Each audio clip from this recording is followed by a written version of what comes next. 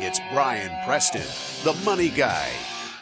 And that leads to a transition. We want to talk about 50 plus. We're talking about 50-year-olds, 60-year-olds, 70-year-olds. It doesn't matter. Here's the pitfalls you need to avoid here is don't forget, Bo, you had a conversation today with somebody. Yep, sure did. Don't forget that your portfolio is still long-term. Yeah, I get it saddens me so much when I talk to someone who's recently retired or near retirement, like, okay, hey, I'm ready to go to all cash, or I'm ready to go to all fixed income, I'm ready to go all CDs.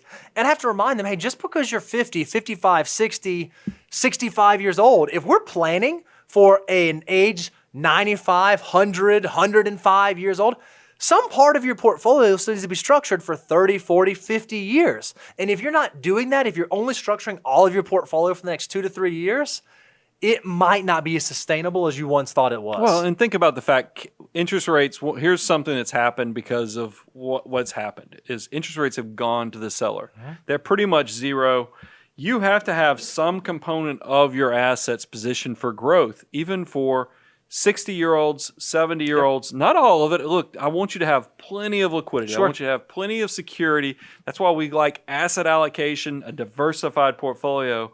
But your portfolio is going to be long-term, even for my 70-year-olds out there watching this. You're going to want that portfolio to make it 10 years, 15, 20, 25 years in the future. That means there's probably be a component in there that will be long-term and need to be invested. And that leads to our next one. Don't be ignorant to your mortality. Yeah, it's so obvious right now when you think about COVID and some of the precautions you take. If you have a comorbidity, probably don't go out in big groups. Make sure you're washing your hands. Make sure, you're doing the things that are necessary to protect yourself. Don't just assume, oh, well, I've always been healthy, I'm invincible. No, life kind of changes as we get older, and so you need to be aware of and reticent of those changes as we age. Well, I think it's also, you could take this as a glass half full opportunities. It could be part of your communication plan. Having an estate plan that you not only are thinking about how you want things to play out at end of life decisions, but also how you bring in loved ones so that they're part of this discussion. That could be a very beneficial, good thing. Talk about turning a negative into a positive. Start having those hard conversations, but also very powerful conversations for you and your loved ones. So be very proactive on, don't be ignorant that you are mortal. We're not going to be here forever. Another glass half full one that I think is just so, this one gets me kind of excited because I think about real life, real world examples of folks that we know. Are folks who recognize in their 50s, hey, you can still have a second act. It's not like the thing that you've done, you just got to okay, well, I guess I'm done. I guess I'm done living life. No, you can kind of reinvent, refine, rediscover yourself in your 50s and beyond. And I think that's kind of awesome. That's kind of a beautiful thing about this life that we get to live. We had two examples that came up when we were doing pre-show. Reeve, our producer, the Money Guy producer, her mother, Dina, who's become a fan, not because of us. We know it's because she knows her daughter is kind of the cat herder behind the scenes. And Dina, though, got the kids kind of out there working or in college, went back, was already a nurse, went back and got a second act as kind of starting her career after she got the kids out. We have Carol, a lot of you guys who work with us, who you go from Money Guy fan to Money Guy client who's part of Abound Wealth. You've probably talked to Carol at some point. Carol is the second most designated person at our firm. Did you like how I threw that in? She is tied for second. I agree with you. She was a CPA, worked in public accounting for the Big 8, which is now the Big 4, but back then it was the Big 8. Helped raise the kids, has come to work for us. Now she's got a CFP as well. Yep. And that's just incredible that's awesome. That she has had her second act and is such a powerful resource here for the firm. And I think that's a cool thing. If you don't, this is the part I also like. We've already talked about begin with the end in mind. Yep. If you do realize you love working, guys, that's not a horrible retirement. If you actually enjoy and you get fulfillment and purpose out of work, because Carol doesn't have to work. No. But she gets a lot of fulfillment out of doing it, and I think that's the value add I get from this situation. That's exactly right. Okay, next pitfall that we talk about, and this is one riddled all throughout The Millionaire Next Door. One of the things you have to be careful about, we already mentioned earlier on when we were talking about our 30s, our children tend to become our top priority, and sometimes so much so that we even derail our own plans. One of the things we have to make sure we're careful of in our 50s is not to fall victim or allow ourselves to fall victim to economic outpatient care. There are so many indicators. If anybody who's read The Millionaire Next Door, we talk about to be a prodigious accumulator of wealth, meaning you're building up. If you take the Millionaire Next Door formula and you multiply the results by 2, that's a prodigious accumulator of wealth. That means you're really good with your resources. When they go through the checklist of what all these people have in common, one of the key things is their adult children actually do leave the nest. Yep. And they leave the nest without receiving monthly, annual contributions from their parents. They don't get that economic outpatient care. And here's something that I think is interesting from the research from Millionaire Next Door is that you'll see 2 children, one successful, one's not as successful. Usually the research shows the parents are over here trying to fix the situation by throwing resources at this child that's struggling. And then they look at it and go, I don't understand how this child, I don't give them anything and they keep thriving, growing. It's because your economic outpatient care is probably keeping some hard decisions from happening. Yep. And since there's no learning from the hardship, you just funneling money, so you're actually hurting them and you're hurting your long-term financial life as well. We said it, the best financial gift that we can give our kids is to not live in their basement. The second best gift we can give them is to teach them how to not have to live in their kid's basement. Go check out some of our shows on this because, guys, we talk about why your kids before they're out of the house as an adulthood, when they're teenagers, when they're even younger, if they start doing side jobs and things, encourage the saving, encourage the investing, do a matching program. I do that with my daughter. Yep. She actually, to see her get excited about saving and investing for the future, I know I'm laying fundamental things that will forever pay dividends that I'm awakening her financial mutant status, so she's going to have her own army of dollar bills. That's powerful, and that keeps her off of the economic outpatient care. Love it. The last one we had on here, Bo.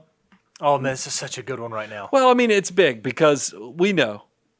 I turned on a Today Show this morning. My wife watches Today Show, and oh my gosh, guys, it is depression fest. Now, fortunately, this pandemic is subsiding. The numbers are going down. You would never know that watching the Today Show, and it saddened me because I look at morning newscasts, especially the national. They're supposed to be kind of just like you get your jolt from your coffee of good news. Sure. That's what you kind of count on from your daily talk shows. I mean, your morning shows is because you're counting on them while you're drinking your coffee, give you a little bit of jolt of good news and stuff. And to see it be so sad, it's just not happy. And what I think is so interesting, Brian, is that it's not just COVID. It's not just the pandemic, especially when it comes to financial matters and the financial media. It seems to me like very rarely are they telling a positive story. Are they giving you that jolt of good news? And so one of the illustrations we put together is, how good is the media at telling you how bad things actually are? We actually went back to the Great Recession, coming out of it in 2009, and we just wanted to go look at some of the headlines that have happened from 2009 all the way through 2019. And so what you can see on the screen, we'll read some of these actual headlines. Behind that, we just have the S&P 500. What the actual market has done. The risk of a double-dip recession is rising. Time to say it, double-dip recession may be happening. How about fast forward a few years? Why America's banks are predicting a big recession, or 6 signs we're closer to the next recession than you think. This is a decade of negative headlines, when really the market was doing some pretty remarkable, pretty incredible things. You can see it was close to tripling during that period. The thing I find interesting from this is there really wasn't a break. You can always find something to be concerned about. You can always find something to be stressful about. Look, I know this is unique, but just put that in your mindset that a lot of times, because we know the media, how does the media get paid?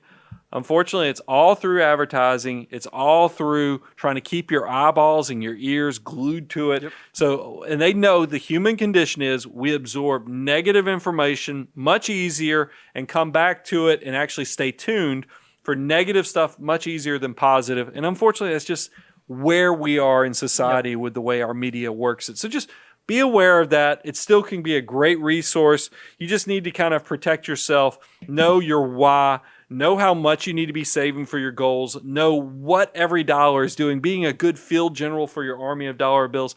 All these things are going to protect you. So outside influences, they kind of bounce off you like Teflon because you've already understand your purpose and what you're doing.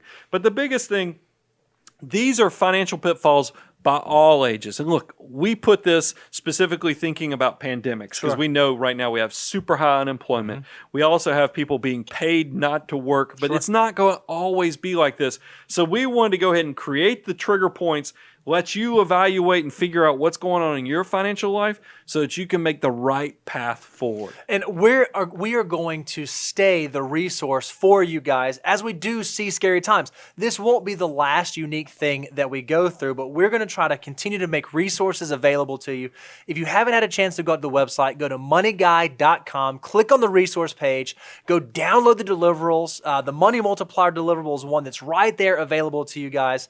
If you haven't had a chance to subscribe on YouTube, make sure that you subscribe on YouTube, ring the bell to get notifications because we are going to stay your resource for getting you sound, good, positive financial information when you need it. And then here's one more positive thing to close it out with. Just last week, we took some pictures because we were in 41 states. That's right. We work with clients in 41 states now. Thank you guys for kind of taking the relationship to the next level, starting off as a Money Guy listener, but then transitioning. And that we call it the abundance cycle because all we want you to do, you probably, if you're tuning in the first time, you're like, wow, these guys give away a lot of analytical stuff. They give a lot of data points. What's the catch here? There is no catch other than this.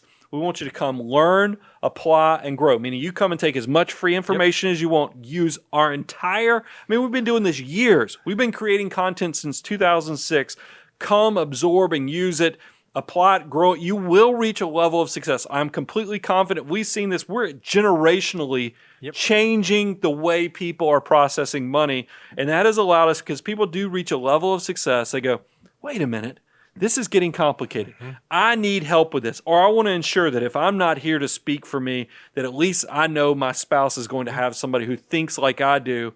And that's when you're going to remember the abundance cycle, the guys who kind of planted the seeds, and hopefully we'll be working with clients in 50 states That's our goal. in no time. So just thank you, thank you, thank you. I'm your host, Brian Preston, Mr. Bo Hansen, Money Guy team, out.